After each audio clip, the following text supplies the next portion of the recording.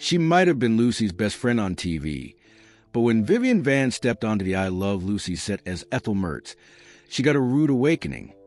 Her on-screen husband, Fred Mertz, was played by William Frawley, a man a full 22 years her senior. That age gap wasn't just trivia. It created a quiet but persistent friction from day one. Vance, barely into her 30s, bristled at playing the older wife to a man in his 50s. And to her, it felt like a role she wasn't ready for.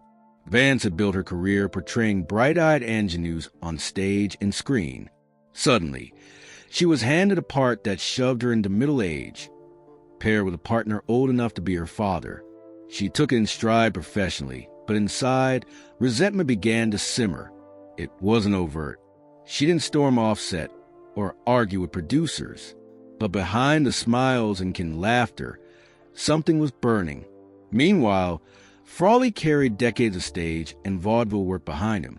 He wasn't just older, he was seasoned, world-weary, and stubborn. He'd seen the highs and lows of showbiz. He wasn't about to smile and cool through sitcom banter if it felt beneath him. He eyed Vance with thinly veiled contempt, maybe seeing her as too fresh, too inexperienced, too young to play as equal. Their relationship didn't start with dramatic blow-up, but with 1,000 tiny sparks. She'd flinch at his jabs. He'd snap back under his breath. She'd avoid eye contact. He'd grow more dismissive. The crew whispered about how they never relaxed together, how their chemistry worked one way on camera, but the moment the camera stopped rolling, so did the friendliness. Desi Arnaz, the show's producer and Lucy's husband, saw it early on. He tried to mediate, urging them to fake camaraderie for the show's sake. But good will only go so far when the emotional chasm is real. They learned to perform beside each other, but never with each other. Both became experts at delivering laughs straight to camera, their eyes never lingering on the other. That tension, quiet yet lethal, laid the foundation for all that was to come. Every scene between Fred and Ethel carried an undercurrent. Viewers might have laughed at their antics, but off-screen, resentment was brewing like a pot about to boil over. As scripts piled up and seasons rolled forward, that unease grew darker. What started with a simple age gap became a deeper emotional gulf, fueled by pride, disappointment, and personality clashes. And the real shock? Neither Vance nor Frawley ever fully swallowed that resentment. Not for years. Not even after they became TV royalty. But this was just the beginning. A simmering feud cloaked behind laughter, setting the stage for verbal sparring and scandalous rumors later down the line. Next, you'll see just how harsh that verbal fire got.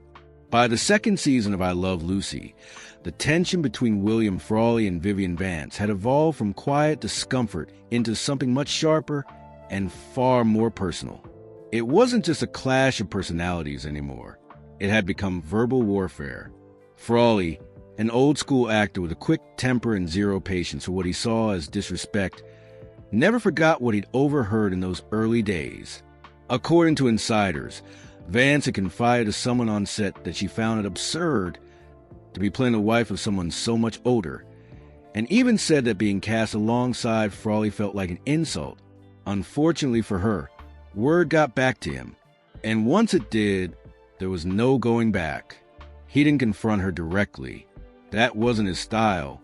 Instead, he kept it simmering just below the surface, letting it out in barbed comments and vicious little insults when the cameras weren't rolling. He was reportedly heard calling her a miserable CT, not just once, but often. The kind of comment meant to land like a slap across the face. And land it did. Vance, for her part, never denied her loathing. In fact, she leaned into it over the years. In later interviews, she openly admitted that she couldn't stand the man. She said she dreaded getting scripts that paired them in romantic scenes or even moments of physical closeness.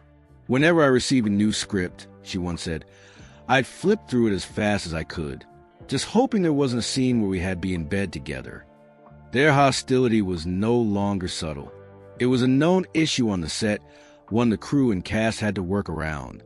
Desi Arnaz reportedly had to sit them both down more than once to keep things from spiraling into a full-blown meltdown.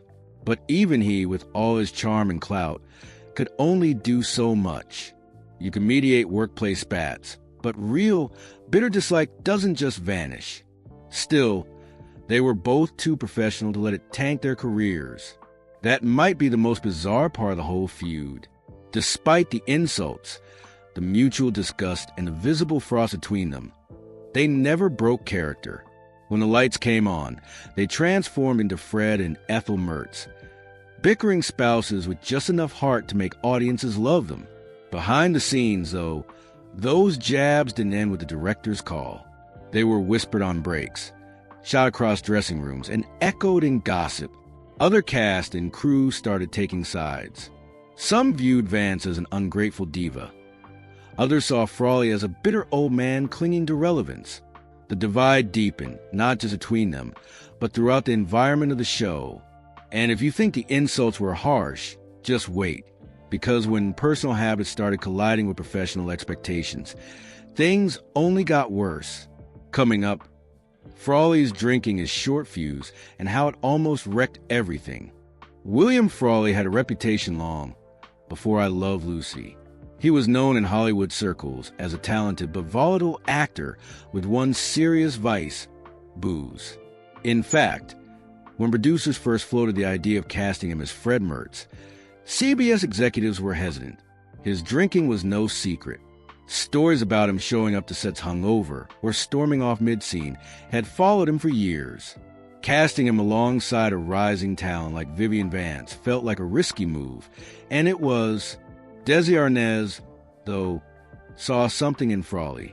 Maybe it was his gruff charm or his perfect timing with deadpan humor.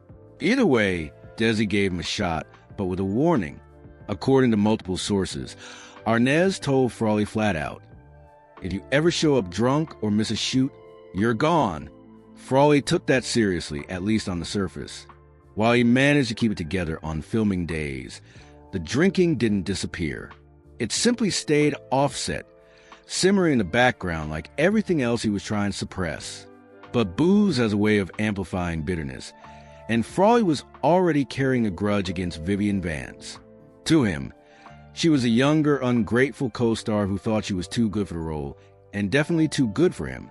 And every drink he had offset seemed to fuel the hostility. He'd show up cold, curt, and distant. If Vance made a flub or asked for a second take, he'd roll his eyes and mutter just loud enough for people to hear. Vance didn't help the situation. She was candid, sometimes too candid, and had a sharp wit of her own. When Frawley acted out, she fired right back. Their interactions between scenes were laced with sarcasm and side eyes, with neither willing to back down. It wasn't dramatic in the soap opera sense, but the tension was thick. Everyone felt it. What made it worse was the contrast between the characters and the real people playing them. Fred and Ethel Mertz were meant to be comic relief, the lovable, squabbling older couple next door. Their bickering was supposed to be playful, but when the lines blurred, that scripted sarcasm started to feel all too real. Sometimes viewers couldn't tell where the acting stopped and the resentment began. Still, Frawley kept his job. He knew this was the biggest opportunity he'd ever had, especially so late in his career. And Vance, though frustrated, wasn't about to throw away her shot either. She swallowed a lot of the bitterness for the sake of the show. But resentment leaves a mark, and it only deepened with time. Their relationship became a ticking clock, winding tighter with every season. And while alcohol didn't make him miss a single day on set, it made him unpredictable, cold, unforgiving. But if you thought all of that was intense, it was nothing compared to what happened the day William Frawley died, and how Vivian Vance reacted. That moment will become one of the most infamous stories in classic TV history. On March 3rd, 1966, William Frawley collapsed on Hollywood Boulevard after suffering a massive heart attack. A nurse from a nearby building ran out to try to help, but it was too late. The man who played Fred Mertz, the gruff, cigar-smoking landlord that America had come to love, was gone. And for most of the world, it was a somber moment. But for Vivian Vance, The reaction was different. According to people close to her, the moment she heard the news, she didn't cry. She didn't fall silent. She laughed. Yes, laughed. Now, that reaction has been debated for decades. Some say it was exaggerated. Others insist it's true. But the story remains. Vivian Vance allegedly burst out laughing when someone told her William Frawley had passed. It wasn't out of joy exactly. It was more like disbelief mixed with relief. After years of feuding, subtle jabs, and bitter tension, the weight of his presence had finally lifted. Friends later claimed Vance followed up that initial outburst with a quip. Well, champagne for everyone. Whether that line was real or twisted by time doesn't even matter anymore, because the legend stuck. And in Hollywood, legends often tell more truth than official statements. To be fair, Vivian never pretended to love him. In interviews after his death, she remained tactful but honest. She admitted they never got along. She said they were like oil and water, two people who simply couldn't mix. There was no phony tribute, no gushing statements for the press. Just a quiet acknowledgement that their relationship was always about work, never friendship. And if you think that reaction was cold, remember this. Frawley felt the same. Years earlier, when CBS briefly floated the idea of a Fred and Ethel spinoff, he shot it down instantly.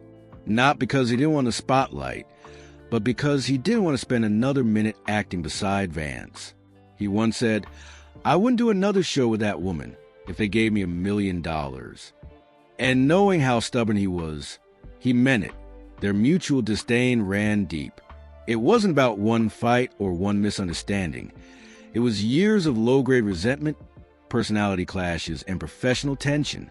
By the time Frawley passed, Vance likely felt the only closure she'd ever get was the fact that she never had to fake a smile in his direction again. But that reaction, laughing at someone's death, cemented the feud in TV history. It wasn't just a professional rivalry anymore. It was a symbol of how fame, tension, and ego could turn co-workers into sworn enemies. And yet, even after Frawley was gone, the story didn't end. In fact, the memory of their feud followed Vance for the rest of her life, impacting her roles, her interviews, and how the public remembered I Love Lucy's iconic second couple. Next, we peel back the layers on how their feud overshadowed her career, and the deep emotional toll it may have taken on Vivian Vance. Even after William Frawley was gone, the shadow he cast over Vivian Vance didn't disappear. In fact, for the rest of her career and her life, she was followed by one persistent question. Did you really hate Fred that much? It wasn't fair, not entirely. Vance was a trained stage actress, a skilled comedic performer, and a sharp improviser. She'd brought heart and timing to the role of Ethel Mertz that could have easily been thankless.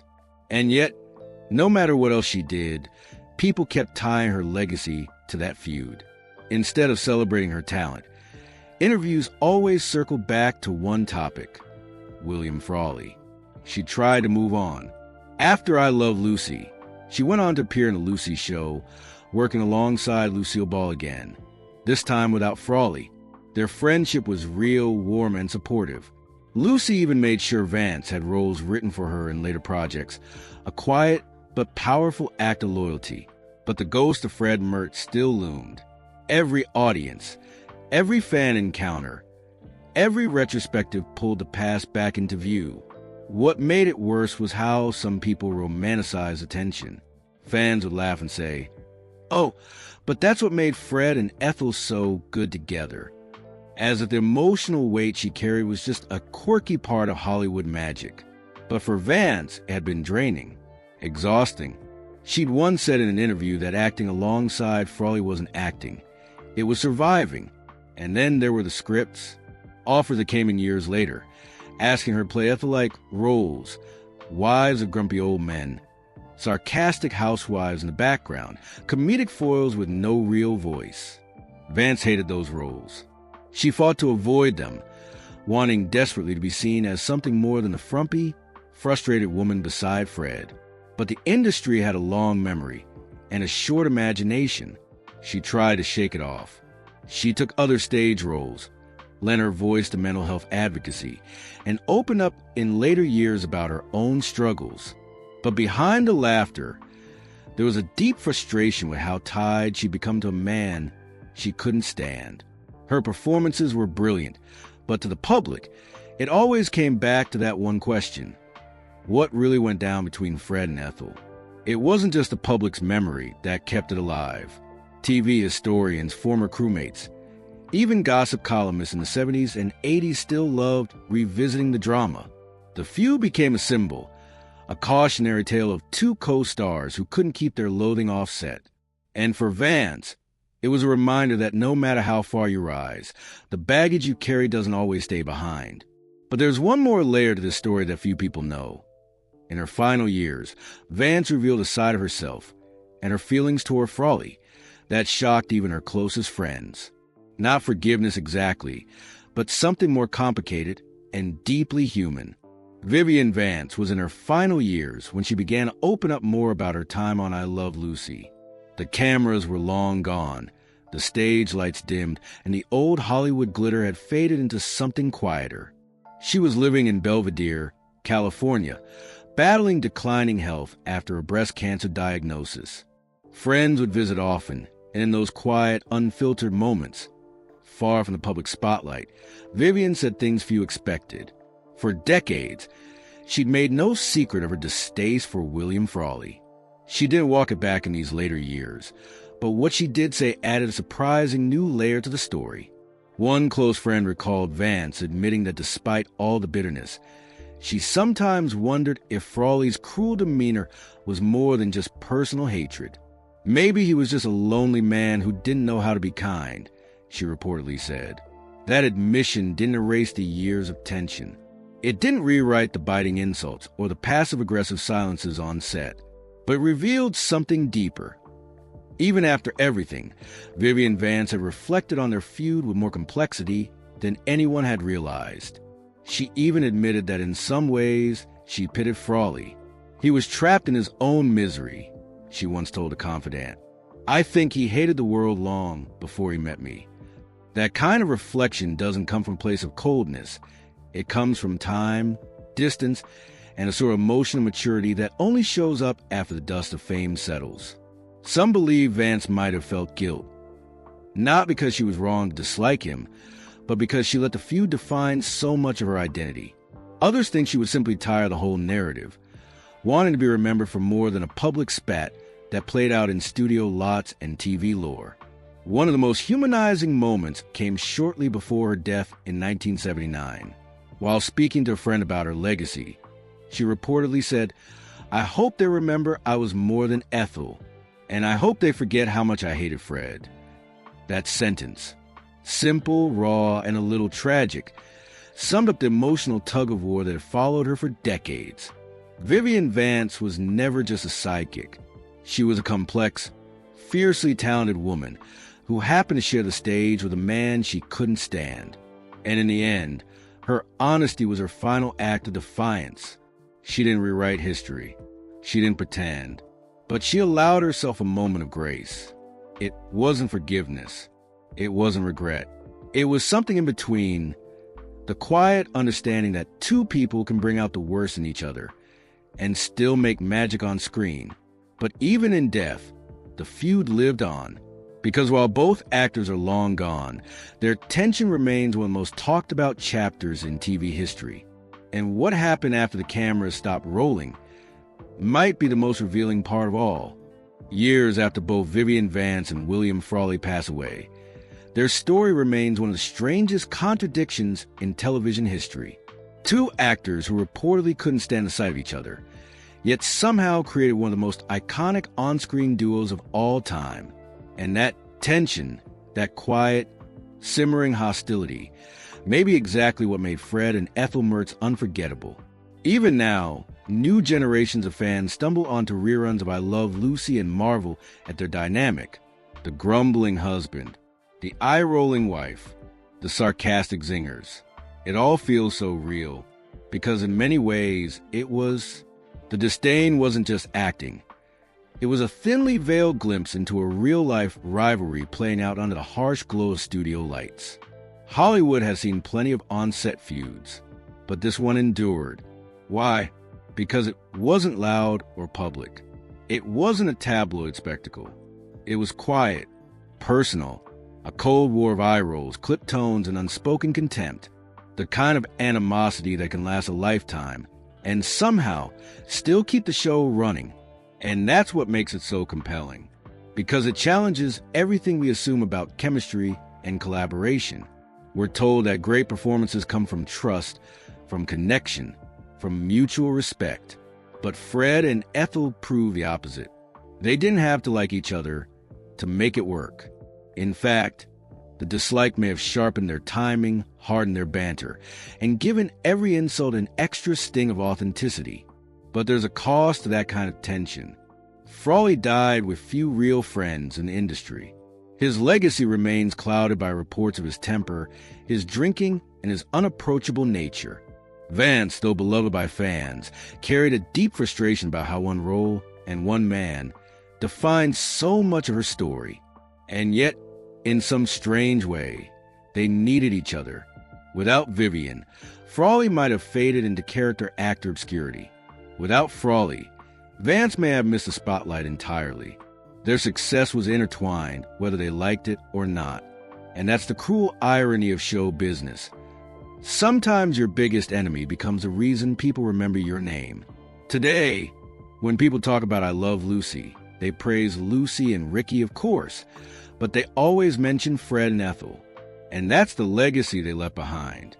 A twisted, begrudging partnership that audiences couldn't stop watching. Not because they loved each other, but because somehow the friction made it better. Vivian once joked that the only thing she and Frawley ever agreed on was when say cut, but what they created never really ended. Their feud, their performances, their legacy, it's all still playing out in reruns, retrospectives, and online debates.